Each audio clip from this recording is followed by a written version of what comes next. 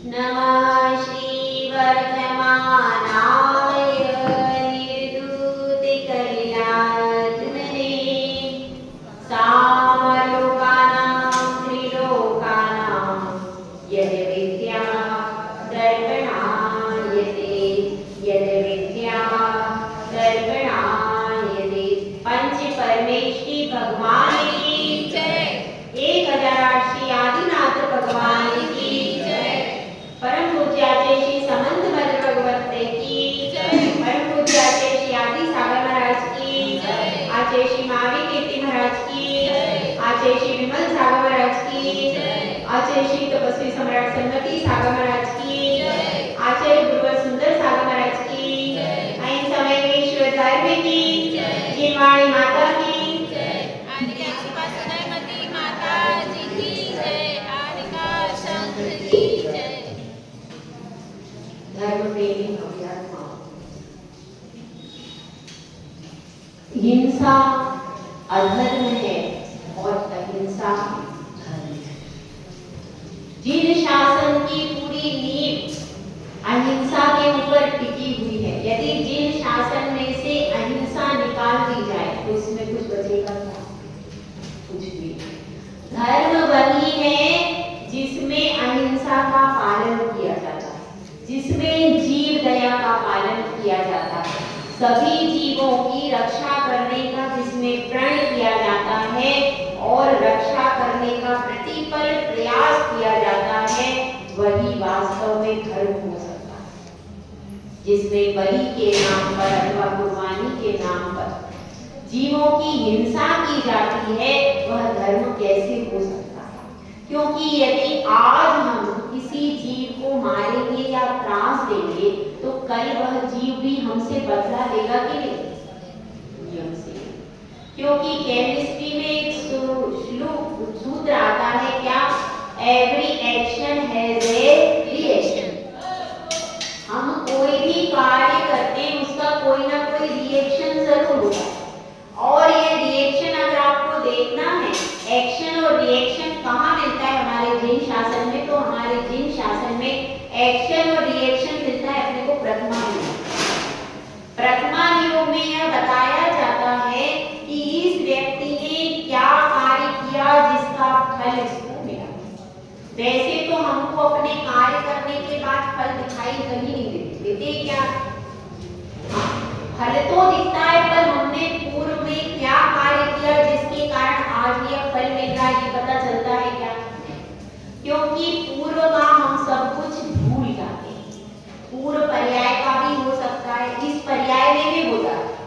इस पर्याय में भी कोई किसी के साथ में बुरा करता है, कोई किसी को धोखा देता है, कोई किसी के प्राणों का हनन करता है, तो उसका अंत कभी अच्छा।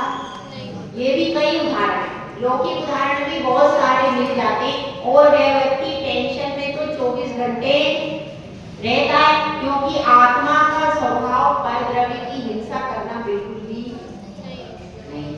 तो धर्म की परिभाषाएं यही कही जाती हैं, जीवों की अहिंसा परमो धर्म, जीव रक्षणम धर्म। जीवों की रक्षा करना क्या है? धर्म। तो यह मूल है, धर्म का मूल क्या है? अहिंसा है। सारे धर्म की आधारशिला पूरी टिकी हुई है तो किस पर? अहिंसा। उसी को लेकर के हमारे सारे नियम हैं, सारे व्रत हैं, सारी चीजें। तो इसलिए देखिए, सारे व्रत हैं, 5 व्रत हैं, उसमें सबसे प्रधान क्या है? अहिंसा। अगर एक अहिंसा कहे तो उसमें 5 समाहित हो जाते हैं, क्योंकि ये 4 जो अलग से बताए गए हैं, सत्य, अचौर्य, ब्रह्मचर्य और परिग्रह, वे भी हिंसा मूल कारण है। इसी के कारण उनका वर्गीकरण अलग अलग क्यों किया? क्योंकि कुछ शिष्य संक्षेप बुद्धि वाले होते, कुछ शिष्य विस्तार बुद्धि वाले होते। अपन सब विस्तार बुद्धि वाले होते। अगर एक ओम बोल दिया भगवान ने तो अपन सब कुछ समझ जाएंगे द्वादशांग को। अपन सब अज्ञानी शिष्य, ज्ञानी शिष्य को तो ओम बोल देते हैं, उसी से वो सब कुछ समझ जाता है। गणधर परमेश्वरी को क्या बोलते हैं भगवान? ओम बोल दिया, उसी से वो सब कुछ समझ करके और 718 भाषा अपन कैसे हैं? अज्ञान। अपन सब अज्ञानी शिष्य, इसीलिए एक अहिंसा परमो धर्म भगवान ने उपदेश दिया। लेकिन अब ये अहिंसा परम धर्म को अपने जीवन में कैसे उतारना है, इसके लिए फिर उन्होंने ये सब बताया। सत्याव्रत, अचोर्याव्रत, ब्रह्मचर्याव्रत, परिग्रह परिमाण व्रत या परिग्रह अपरिग्रह व्रत, ये सब व्रत क्यों बताए गए? इसलिए बताए गए कि व्यक्ति अहिंसा परमो धर्म तो समझ गया, पर भाई इस अहिंसा परमो धर्म को अपने जीवन में लागू कैसे करूं ये नहीं समझ पाया, तो उसके लिए इतना सारा 5 व्रतों का अनुष्ठान किया गया। समझ में आई बात? तो इस तरह से यहाँ पर बात चल रही है। अब हम छठी प्रतिमा की तरफ आ गए। छठी प्रतिमा की तरफ आ गए हैं। छठी प्रतिमा का जो गुण व्रत है और जो शिक्षा व्रत है, वो भी इन 5 अनुव्रतों को, अहिंसा परमो धर्म को फॉलो करते हैं। जो भी मूल है, मूल क्या है? अहिंसा परमो। पूरा जिन शासन है पूरा उसी अहिंसा परमो धर्म को फॉलो करके चलता है कि नहीं? किसी एक शास्त्र में ऐसा लिखा हो कि हिंसा करना धर्म है क्या? हमारी जिनवाणी की विशेषता है, एक बार एक आचार्य ने जो बात कह दी, पूरे आचार्य पूरा आगे के जितने होंगे उसको फॉलोअर होंगे। हम लोग फॉलोअर है, हम लोग क्रिएटर नहीं है। कौन है अपन? फॉलोअर है। क्रिएटर कौन है? क्रिएटर तो कोई है ही नहीं। जिन धर्म अनादिकाल से है, अनादिकाल तक रहेगा और वर्तमान में भी चलता रहेगा, कभी वो आज तक नष्ट नहीं हुआ। इसीलिए क्रिएटर के रूप में तीर्थ की प्रवृत्ति करवाते हैं, सिर्फ वो तीर्थ का प्रवर्तन करवाते, लेकिन उनको तीर्थंकर कहते, मतलब तीर्थ को चलाने वाले के, मतलब तीर्थ को जन्म देने वाले नहीं होता। जिस तरह से सृष्टि का कोई कर्ता माना गया, उस तरह से धर्म का कर्ता कोई है क्या? नहीं। धर्म तो अनादिकाल है, अनादिकाल से है, लेकिन प्रलय काल होने के कारण जो उसमें गैप आ जाता है, उस गैप के बाद फिर उस धर्म को दोबारा प्रवर्तन, जैसे कि कोई नदी है, नदी के बीच में बड़ा सा पत्थर आ गया, अब नदी का पानी क्या हो गया? बस ऐसा ही है कि वह प्रलय काल आ गया, उस समय पर नदी का पानी जैसे रुक जाता है, उसी प्रकार से सब कुछ रुक गया कर। तो फिर क्या होता है? फिर अगर अपन उसमें से बड़ा पत्थर हटा देते वापिस से सब कुछ चालू, तो वह मात्र धर्म का प्रवाह रुकता है, नष्ट नहीं होता है। तो समझते ना प्रलय काल में सब कुछ नष्ट हो जाता है? नहीं, वहां पर जो धर्म 72 जोड़े तो विजयार्थ की गुफा में रहते, जो आगे प्रवृत्ति करेंगे वो सब धर्म के रहते हैं कि नहीं? रहते हैं वहां पर विजयार्थ की गुफा में। तो वे सब रहते ही सिर्फ रुक जाता है, थोड़ी देर के लिए उनका गमनागमन रुक जाता है, तो बस धर्म क्या हो जाता है? स्टॉप आ जाता है, एक ब्रेक आ जाता है। बस वो ब्रेक आता है, धर्म नष्ट नहीं हो जाता पहले से। ठीक है, तो अब इसमें यह बताया गया है रात्रि भोजन त्याग प्रतिमा। आज कौन सी प्रतिमा का व्याख्यान चलेगा? छठी प्रतिमा जो है, छठी प्रतिमा के बारे में व्याख्यान इसमें चलेगा। और छठी प्रतिमा के बारे में एक तो रात्रि भोजन त्याग व्रत है। कब शुरू होता है रात्रि भोजन त्याग व्रत? अष्टमूल गुणों में आपने पढ़ा होगा, अष्टमूल गुण जब लिखवाए थे उसमें लिखवाया था रात्रि भोजन त्याग। अष्टमूल गुण में आया था कि नहीं? अष्टमूल गुण में रात्रि भोजन त्याग यह आया था। तो अब यहाँ पर प्रतिमा में उसको लेने की क्या जरूरत है? बात समझ में आ रही है? जब रात्रि भोजन त्याग पहले बता दिया, तो अब इसको लेने की इसमें क्या जरूरत है? तो वह जो रात्रि भोजन त्याग था अष्टमूल गुण में था कि नहीं? अष्टमूल गुण में जो रात्रि भोजन त्याग का नियम था, वह नियम केवल उसका कैसा था? स्वयं के लिए था। और उसमें अष्टमूल गुण में वो प्रैक्टिस था, उसका चारों प्रकार के आत्मानी का त्याग नहीं था। इसमें अष्टमूल गुण कोई जरूरी नहीं है कि चारों प्रकार के आत्मानी का त्याग ही करे, उत्कृष्ट रूप से कोई कर भी सकता है, लेकिन ऐसा कंपलसरी नहीं है। रात्रि भोजन का त्याग में ज्यादातर वो अन्न का सामान नहीं खाता, ठीक है, इतना नियम करता था। बाकी चीजें तो खा ही रहा था, श्रावक है ना, तो केवल उसका अन्न का त्याग हुआ था अष्टमूल गुण में सामान्य रूप से, लेकिन बाकी चीजों का उसका नियम नहीं था। रात्रि में पानी का, फल का और दूसरी चीजों का उसका कोई नियम नहीं था। लेकिन अब जब वह पहली प्रतिमा में आ गया तो पहली प्रतिमा से ही रात्रि में चारों प्रकार के आत्मानी का त्याग हो जाता है, समझे आप? पहली प्रतिमा से ही। तो फिर प्रश्न है कि भाई जब आपने पहली प्रतिमा में रात्रि भोजन का पूरा त्याग करवा दिया उसका, तो यहाँ पर अलग से पांचवी प्रतिमा देने की क्या जरूरत है? क्या जरूरत है बताइए?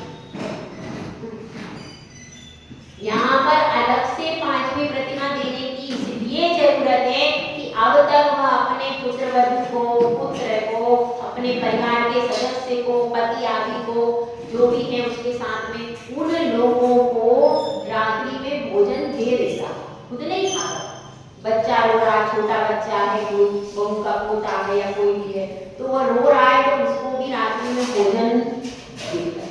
अथवा ऐसी परिस्थिति होती है कि कहीं कोई बाहर से आ गया, अब कोई बाई चांस बहुत दूर से आया, मद्रास से या चेन्नई से बहुत दूर से आया, रहा सफर में, अब उसको ऐसा हो रहा है कि मुझको कुछ भोजन और नहीं मिला, बाई चांस गरीबी हो गई, जेब कट गई, कुछ भी ऐसी परिस्थिति हुई कि उसका भोजन हुआ और वो रात्रि में आ, तो उसको वह भोजन देगा कि नहीं देगा? बाकी प्रतिमा है कहाँ तक दे सकता है?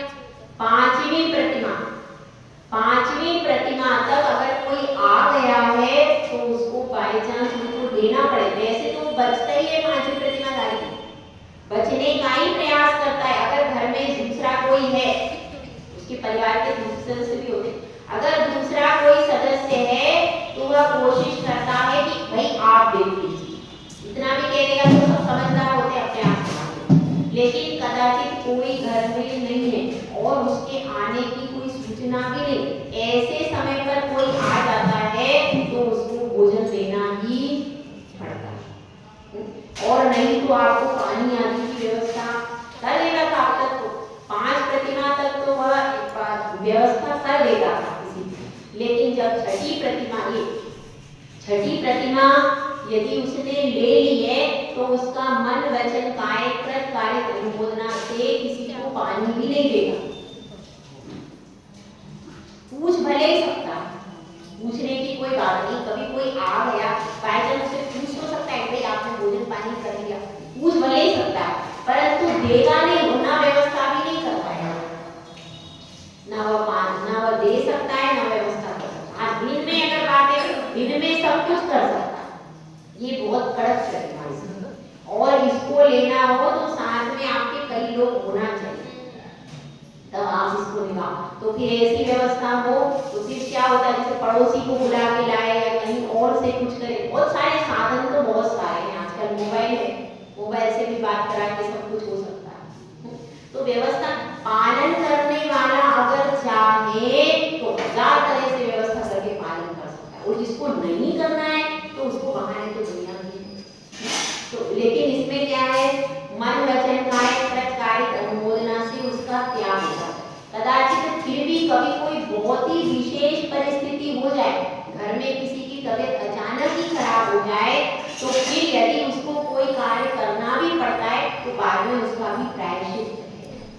ऐसा मत समझना कि हार्ड फास्ट रूल है, हार्ड फास्ट इसलिए कि आप पालन तो करो। बहुत ही विशेष परिस्थिति कभी हो गई, घर में अचानक कोई बीमार पड़ गया और अब कोई है ही नहीं, तो उस परिस्थिति में यदि वो कुछ करता है तो बाद में जाकर उसको विधिवत गुरु के पास प्रायश्चित आदि, पर वो विशेष परिस्थिति, ऐसा नहीं कि भाई अभी एक बार कर लिया तो रोज ही करने लगे तो फिर आपकी प्रतिमा।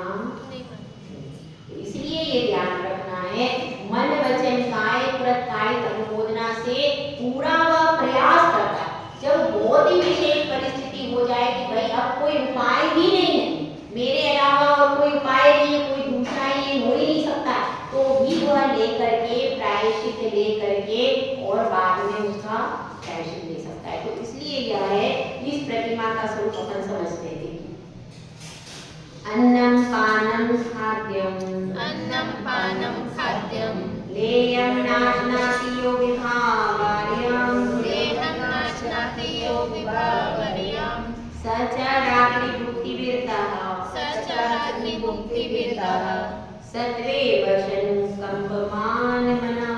सत्त्वेव अनुकंपमानमनः। 4 प्रकार का आहार होता है, अन्न, पान, खाद्य और लेय।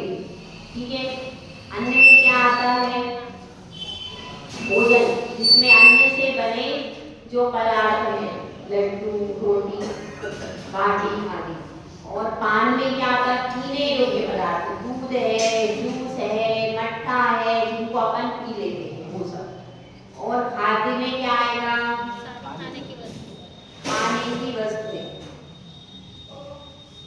इसके बाद क्या है? इसमें खाद्य में लड्डू वगैरह आएंगे, इसमें तो कच्चा भोजन आता है अन्न में, और खाद्य में लड्डू वगैरह आते हैं। और लेय में आता है चाटने योग्य पदार्थ, रबड़ी है, चटनी है, ऐसी चीज जिनको मतलब ना तो ज्यादा लिक्विड में और ना ज्यादा ठोस में, मीडियम बीच के जो पदार्थ है वो सब किसमें आते हैं?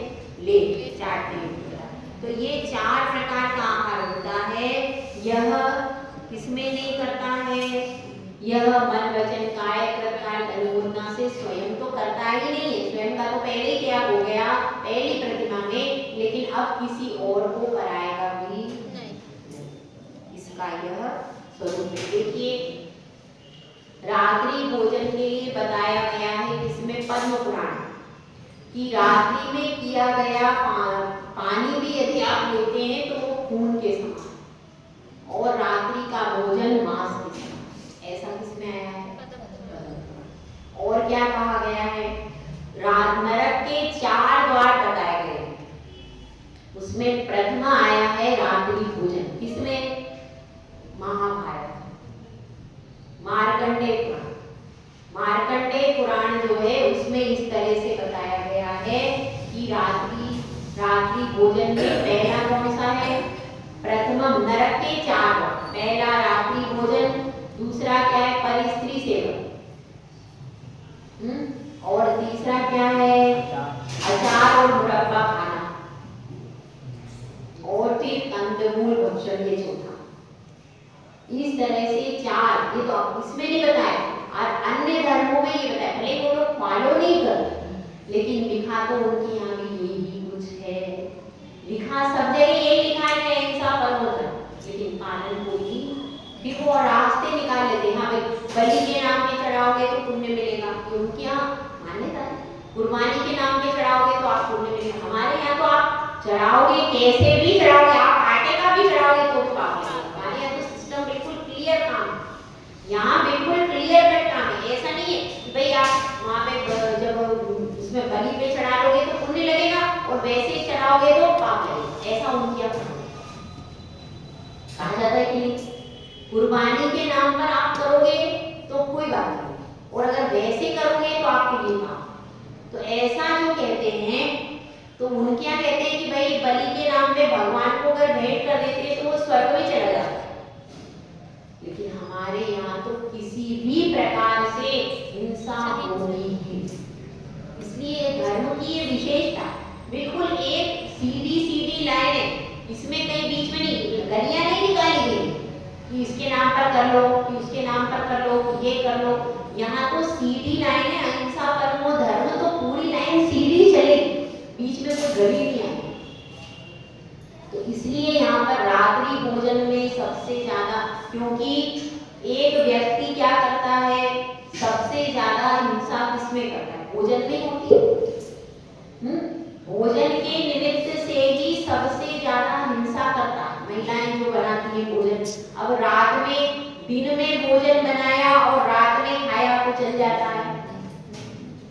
नहीं चलता। और रात का बना रात में खाओ तो वो तो हिंसा है ही। तो दिन का बना दिन में ही खाना चाहिए, रात का बना भी आप दिन में नहीं खाना चाहिए। लोग ऐसा भी करते हैं, रात में बना के रख लिया और सुबह के दिन में खाते हैं, तो वो भी कैसा, वो रात्रि का ही बना जाएगा, रात्रि का ही वो बना हुआ है, तो वो दिन में खाओगे तो आपको रात्रि भोजन का त्याग नहीं हुआ। दिन का बना दिन में ही खाना, तब वह रात्रि भोजन त्याग व्रत पालन होता है। तो इसमें विशेष ध्यान रखें, अपना अष्टमूल गुण भी है ये। और अगर अपन ने रात्रि भोजन अगर त्याग दिए तो धर्म में, अभी जिस धर्म में प्रवेश भी नहीं मिला रात्रि, क्योंकि ये मूल गुण में आता है।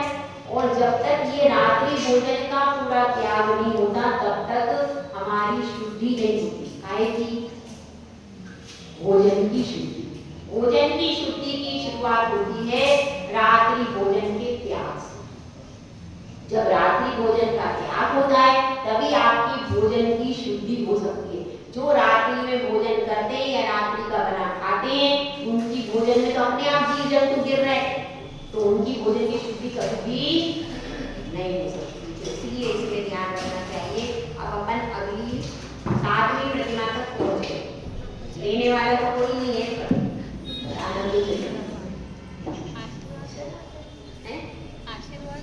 आशीर्वाद तो पूरा है भाई, आशीर्वाद में कोई कमी नहीं है। लेने वाले को भी अपनी योग्यता को बढ़ाना पड़ेगा, तब काम होगा। चलिए अपन ब्रह्मचर्य प्रतिमा और कम से कम ज्ञान तो प्राप्त कर ही लो कि किस प्रतिमा में क्या क्या कंडीशन है। आज नहीं तो कल जब लोगे तो आपको सहूलियत पड़ेगी। देखिए ब्रह्मचर्य प्रतिमा को अपन समझते हैं। कार्य पेपर 143। मलबीजं मलयोनिं गलन्मलं पूतिगन्धिभिः वत्सं पश्यन्नङ्गमनङ्गान् विरमति यो ब्रह्मचारी सः। ये मल का बीज है और मल की योनि है। किसकी बात चल रही भैया? शरीर जब उत्पन्न होता है तो वह मल से ही उत्पन्न होता है, उसी का बीज है। और उसी में और जहाँ पर गर्भ धारण होता है, वो गर्भ का स्थान कैसा है? पूरा मल का ही पिटारा तो है उसमें मल का ही पिटारा है। देखिए जो महापुरुष उत्पन्न होते हैं, महापुरुष के तीर्थंकर विशेष तौर से जो उत्पन्न होते हैं, उनके तो गर्भ स्थान की शोधन करने देवियां आती है। जहाँ पर तीर्थंकर भगवान रहेंगे उस स्थान को क्या करती है, वो दिव्य वस्तुओं को ला करके सुगंधित द्रव्यों से उस स्थान का शोधन करती है, सुगंधित करती है, उसको प्रासुक करती है। और माता को तो मलमूत्र होता ही नहीं है, माता का तो सारा भोजन बच जाता है, उसका पुण्य इतना तेज होता है माता का। तो उनके तो मलमूत्र, तो उनका शरीर तो वैसे ही कैसा है, पवित्र है। तीर्थंकर की माता की ये सब चीजें होती नहीं है, तो उनका शरीर तो वैसे ही पवित्र होता है, उनके शरीर में कोई भी विकृति ऐसी स्थिति होती नहीं है। तो वह जो बालक होता है तो उसके लिए तो अष्टकुमारी देवियां आदि आती, 56 कुमारी आकर के उसको शोधन करती है, सुगंधित द्रव्यों से उसका प्रक्षालन आदि करती है। उसके बाद क्या होता है, उसके बाद वह बालक क्या हो जाता है, गर्भ में आता है। उनके यहाँ ऐसी व्यवस्था। और वह बालक जब गर्भ में आता है तब भी वो लिप्त नहीं होता है, क्योंकि उसमें गंदगी है ही नहीं, वो तो स्फटिक के समान शुद्ध उसका खबर बन जाता है और उसी में वह बालक रहता है। ऐसी व्यवस्था, ठीक है। तो इसीलिए जो तीर्थंकर बालक उत्पन्न होते हैं वो तो शुद्ध गर्भ में ही आते हैं, माता भी पवित्र होती है और बालक भी पवित्रता से वहां पर 9 महीने तक रहता है, और उसमें माता को भी कोई कष्ट नहीं दे होता और बालक का भी पुण्य से उसको भी कोई कष्ट नहीं होता। तो अब लेकिन बाकी जो सामान्य गर्भधारण होता है, सामान्य बच्चे जो उत्पन्न होते हैं, तो देखिए 3 प्रकार की योनि बताई गई है। आप इसको देख लेते हैं। पहली है कूर्मोन्नत योनि, जिसमें कि कौन पैदा होता है, महापुरुष। महापुरुष कूर्मोन्नत योनि में उत्पन्न होते हैं। वह योनि कैसी होती है, विशेष होती है। उस योनि में उनको किसी प्रकार का कष्ट नहीं होता। और विशेष तौर से तीर्थंकर जो है उनकी तो माता को भी कोई कष्ट नहीं होता।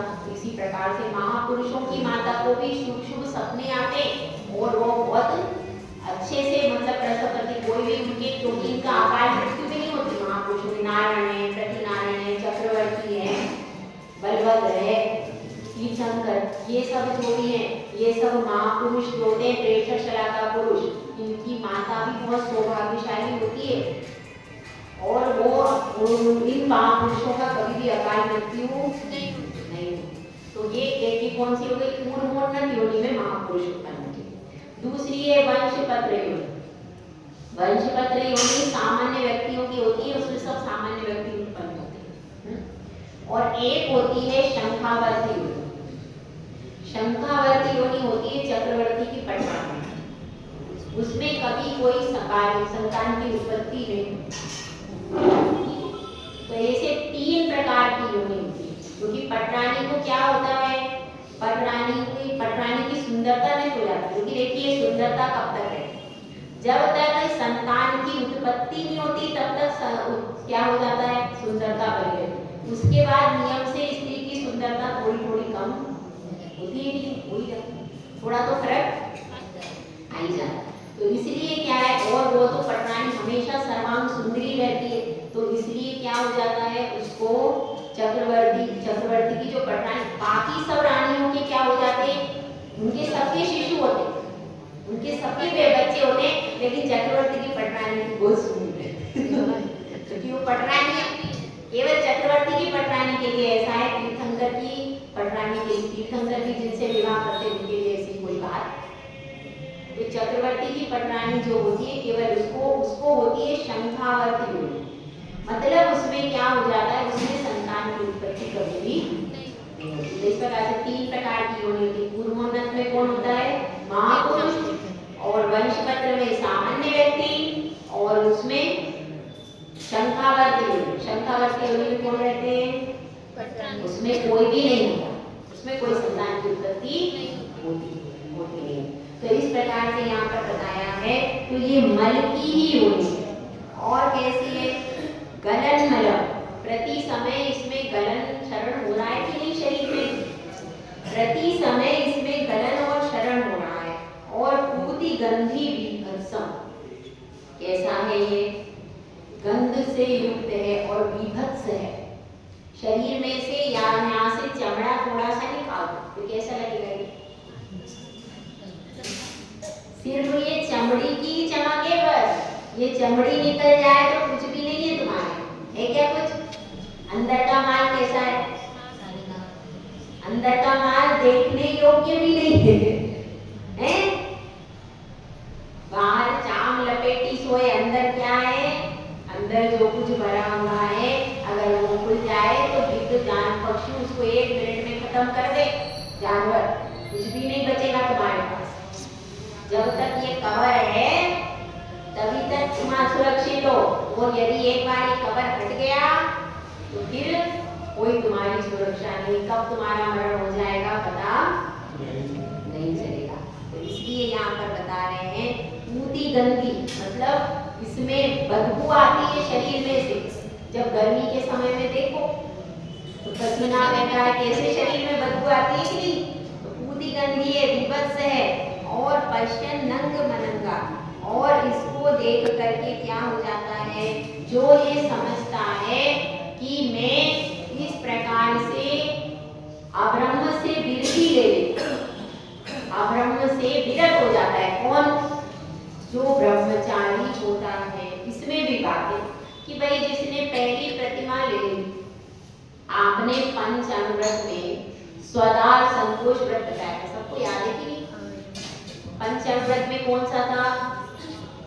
ब्रह्मचर्यामृत या स्वदार संतोष व्रत, ठीक है? ये किसमें है? ब्रह्मचर्य व्रत के 2 नाम, कौन से? पहला ब्रह्मचर्य व्रत, दूसरा स्वदार संतोष व्रत। तो जो स्वदार संतोष व्रत, वह स्वदार संतोष व्रत जो है वह पहले बता दिया। तो उसमें किसका त्याग हुआ था? उसमें केवल परिस्त्री का त्याग हुआ, उसमें परिस्त्री का त्याग हुआ। अब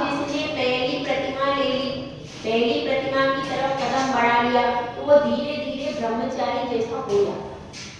वह धीरे धीरे क्या कर लेता है। और आचार्य परमेश के लिए ज्यादा प्रतिमा आदि देते हैं, पहली दूसरी, तो कहते हैं भैया तुम 20 दिन का ब्रह्मचर्य करो, 25 दिन का ब्रह्मचर्य करो, और ज्यादातर उसका सब प्रकार से पूरा ही हो जाता है।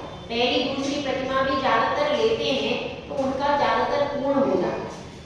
जरूरी नहीं है कि देखो वो, लेकिन 99% लोग वही लेते हैं जिनका हो जाता है। तो अब इसमें ये भी कोई कहता है कि भाई उस समय भी उन्होंने पहली प्रतिमा में भी बहुत से लोग ज्यादातर ले लेते हैं पूर्ण ब्रह्मचर्य, तो फिर अब यहाँ पर अलग से ब्रह्मचर्य प्रतिमा लिखने का क्या स्वरूप है। तो इसमें आचार्य परमेश जी कहते हैं, क्या कहते हैं कि भाई कोई ले भी लेता है ब्रह्मचर्य व्रत पहली प्रतिमा में पूरा, और कोई नहीं भी लेता, दोनों प्रकार की व्यवस्था है। तो कोई अभी तक उसका केवल स्वदाह संतोष व्रत चल रहा था, तो इसमें दो प्रकार के लोग हैं। कुछ लोग तो ऐसे हैं जिन्होंने पहली प्रतिमा से ही हमने पूर्ण ब्रह्मचर्य ले लिया, और कुछ लोग ऐसे भी हैं जिन्होंने अभी 20 दिन का लिया है या 25 दिन का लिया है, ऐसा भी लोग हैं। तो ऐसे, और कुछ लोग ऐसे हैं जिन्होंने नहीं लिया, दोनों प्रकार की व्यवस्था हो सकती है। तो अब इसमें 3 कैटेगरी के जब लोग हैं, तो यहाँ पर उनको सावधान करने के लिए यहाँ पर ब्रह्मचर्य प्रतिमा रखी। तो अब प्रश्न है कि भाई जिन्होंने पहले ले लिया है तो उनका क्या रिपीटेशन हो रहा है। तो ऐसा नहीं है, उन्होंने लिया था पहले केवल ब्रह्मचर्य, पाएगा केवल सामान्य रूप से ब्रह्मचर्य लिया था। अब इसमें मन वचन काय कृत कार्य अनुमोदना से मन में भी जरा सा भी राग का अंश नहीं आए, वह है ब्रह्मचर्य। जरा सा भी राग का अंश जगना नहीं चाहिए, इतना कठोर। मतलब देखिए, जो ब्रह्मचर्य महाव्रत है और ब्रह्मचर्य प्रतिमा, तो ब्रह्मचर्य प्रतिमा ब्रह्मचर्य महाव्रत का एक अभ्यास है। ब्रह्मचर्य प्रतिमा और ब्रह्मचर्य महाव्रत में बहुत ज्यादा अंतर नहीं। प्रतिमाधारी बस इतना है कि प्रतिमाधारी के सामने सामग्री उपस्थित है, जिसके साथ में उसने पहले संतानों की उत्पत्ति की है, वह सामने, तो उसके सामने रहते हुए पालन करना और ज्यादा कठिन है।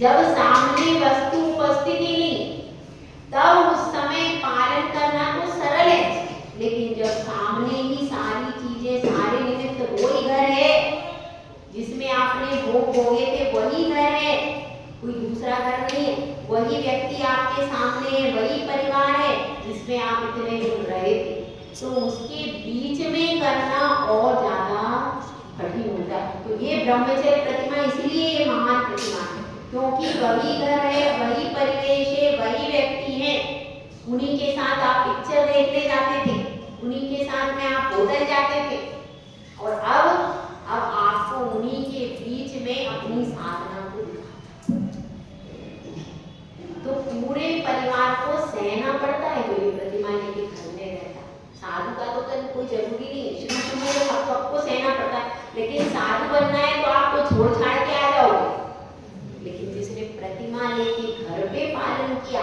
उसको पूरे परिवार का विरोध सहन करना पड़ेगा, और सहन करके वही रहना पड़ेगा।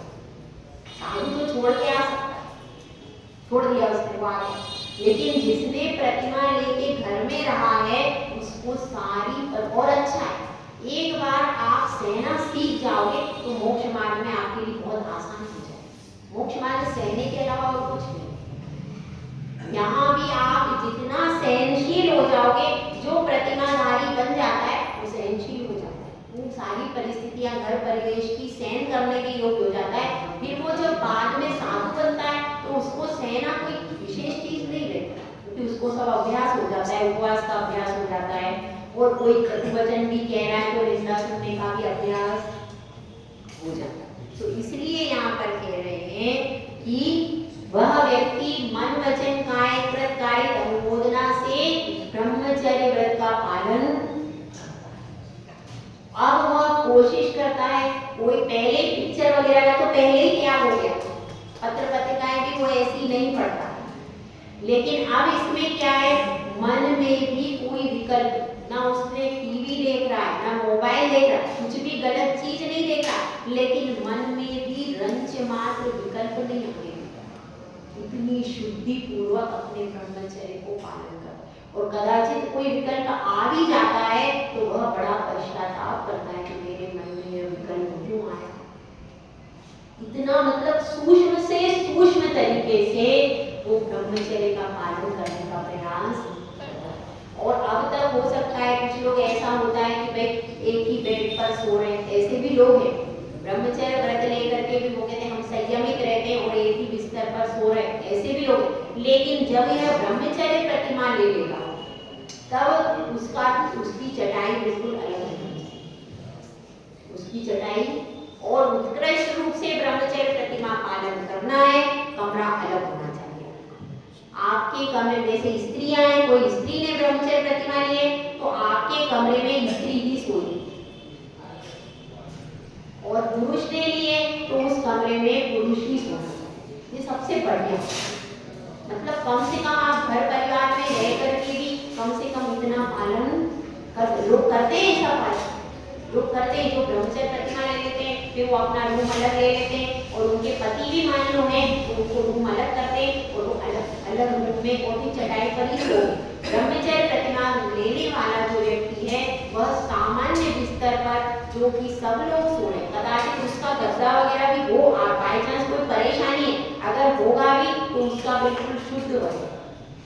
वैसे तो ज्यादातर लोग चटाई पर ही सोते हैं, पर कदाचित किसी कारण से यदि कुछ उपयोग भी करना पड़े तो उसके बिस्तर पर कोई भी अन्य व्यक्ति जो कि ब्रह्मचर्य व्रत नहीं है, त्यागी व्रती हो सकता है, बैठ भी जाए, पर जिसका त्याग संयम व्रत नहीं है उसके बिस्तर को वो लोग नहीं छुएंगे। ये ध्यान रखना, चादर आदि का प्रयोग करेगा वो जो भी, तो उसमें भी वह ध्यान रखेगा, मतलब उसका जो आसन है, बिछोना है, वह भी शुद्ध ही होना चाहिए, सारी चीजें उसकी विशुद्ध होना चाहिए। तो इसमें यह ध्यान रखना चाहिए, अगर कोई व्यक्ति संसप्त आसन में भी वो नहीं बैठे, जो अन्य व्यक्ति जिस पर प्रयोग करते हैं, ऐसे जो आसन होते हैं जिनको अन्य व्यक्ति प्रयोग करते हैं, सब लोग उस पर बैठते हैं सार्वजनिक रूप से, उन स्त्री पुरुषों के सेम आसन है, उस स्त्री पुरुष संसप्त आसन पर भी उसको बैठना उत्कृष्ट पालन बता रहे। यह सबसे उत्कृष्ट पालन है कि ऐसी वस्तुओं का प्रयोग वह ना करे जिनको स्त्रियां पहनती, ऐसे वस्त्र हैं या कोई चीजें हैं, इनका भी उसको इस्तेमाल नहीं करना चाहिए, जिससे मन में विकारों की कोई संभावना ही नहीं है। तो देखिए अवसर कहाँ तक आ गए, अब 8वीं प्रतिमा कल चलेगी। समय धीरे धीरे आगे बढ़ता जा रहा है और हम भी आगे बढ़ने की तैयारी पर हैं, ठीक है। तो आप लोगों का देखिए 143 गाथा नंबर पूरी हो गई। जय बोला जय सुंदर